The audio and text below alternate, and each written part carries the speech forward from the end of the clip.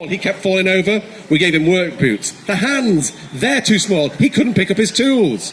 Next off, the moustache. I thought I was clever giving him a mo. The reason being is, stop motion animation, when you move a puppet's mouth, the moustache gets in the way. I thought, give him a moustache, we can hide the mouth movements. Okay, apparently that wasn't going to work for the BBC though, because the chief executive of the BBC pointed out that preschool boys and girls are scared of facial hair.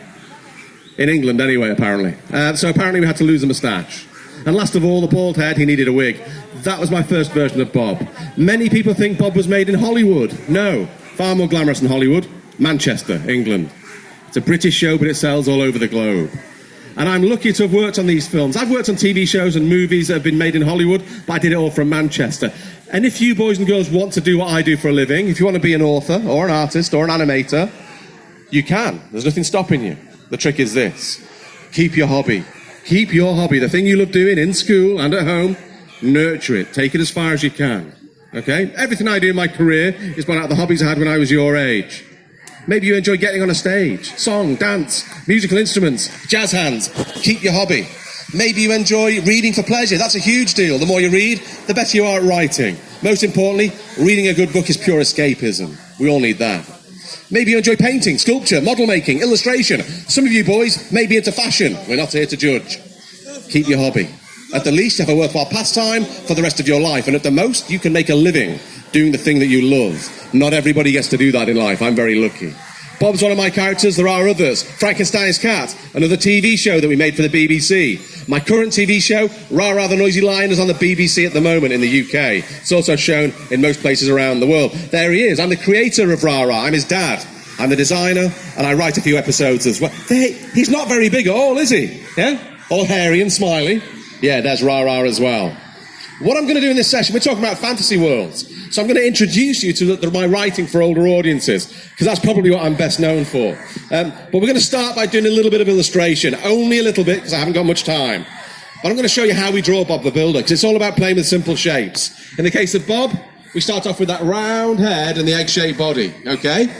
Then we add details. We put a line across there. What would that line be on Bob the Builder? It would be his helmet. Yeah, it's his hard hat. He's a construction worker. There's a peak of the helmet. All we do then is fill in the blanks. There's his eyes, there's his nose, there's his mouth, there's his ears, and there's his sideburns. There's his arms, okay? He has that check plaid shirt. There we go. There's his hands, so he doesn't drop his tools. There's his belt, so he doesn't drop his trousers. You don't want that on the BBC. There's his feet, so he doesn't fall over. That's how you draw Bob the Builder. Now, one of the things you may not know about dear Bob is this. When the moon is full, strange things happen. A transformation takes place. His clothes tear, and a thick, unsightly fur covers every inch of his short, fat, hairy body.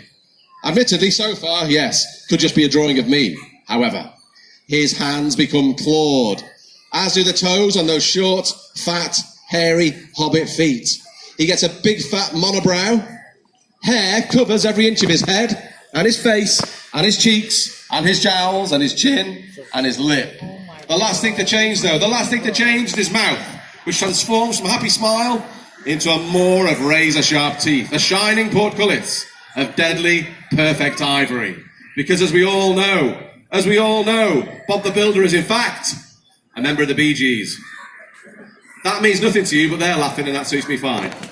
He's, of course, a werewolf. That smooth, seamless segue brings me towards the thing I really want to talk about. That's my writing for older audiences. I'm going to start. Hopefully this will play itself out. A trailer for the Werewolf series. Can we have the sound at the back? Laptop, sound.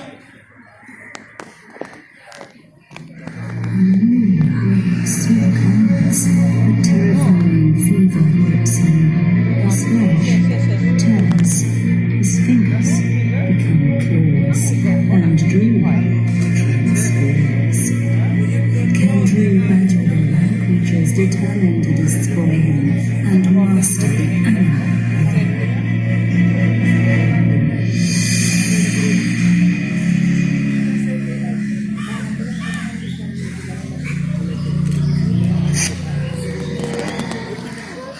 For many years, I've had a bit of a dream job working in film and television, but it wasn't my dream job. I wanted to write books for older audiences. That's why it's my delight to be here at the Dakar Lit Fest, celebrating that love of writing and reading, okay? My love of writing and reading started at my local public library when I was about 2 years old. I remember it well. My mum was off in the romance section. I was digging around in the picture books, and I found one book that to this day has stayed with me as one of my favourites of all time. Maurice Sendak, Where the Wild Things Are. It was the first book I fell in love with. By the time I was 8, 9 years old, I was back in the library choosing the first novel of my own volition, and that was The Hobbit by Tolkien. And that was the first book I fell in love with. By the time I got into high school, my friends and I would get together once or twice a week to play Dungeons and Dragons, a role-playing game. My friends could not be bothered learning the rules, therefore, is that a Muggins here to learn the rules, therefore I ran the games. But that's why I learned to tell a tale and spin a yarn by playing these games and hobbies with my friends. And there's that word again, hobby. I don't have any qualifications to write books, yet somehow in the last 8 years I've had 11 novels published. I understand books because of my love of reading. I understand storytelling because of the games and hobbies I played when I was your age children. You may have your favourite books, your favourite authors, your favourite characters. You may be a Harry Potter fan. I believe there are a few of them out there. Other books are available, trust me. You may be a Percy Jackson fan. That's another fine series. You may even, and I'll try not to hold it against you, you might even be a